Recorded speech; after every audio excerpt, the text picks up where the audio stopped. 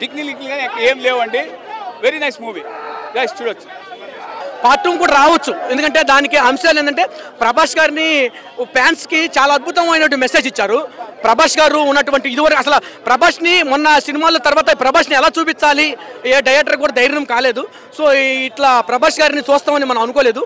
So wonderful, this is enjoyful this film కల్కి. అంటే టోటల్గా కల్కి మూవీలో ఉన్నటువంటి అంశాలు మొత్తం కూడా జోడించి కల్కి అనే పదానికి కల్కి అంటే కలియుగంలో జరుగుతున్నటువంటి అంశాలు మొత్తం కూడా జోడించి తీయటం అనేది ఒక హైలైట్. అది అశ్విన్ గారికి మాత్రం ధన్యవాదాలు చెప్పుకోవచ్చు. ప్రతి ఒక్కరు కూడా పాదాభివందనాలు తెలియజేసుకుంటూ తెలుగు ఇండస్ట్రీ మొత్తం కూడా రేపు ఉన్నత స్థాయిని జెండా ఎగరేయడానికి ఇటువంటి సినిమాలు రావాలి. ఇటువంటి సినిమాల కోసం వెయిటింగ్ ఉన్నాం.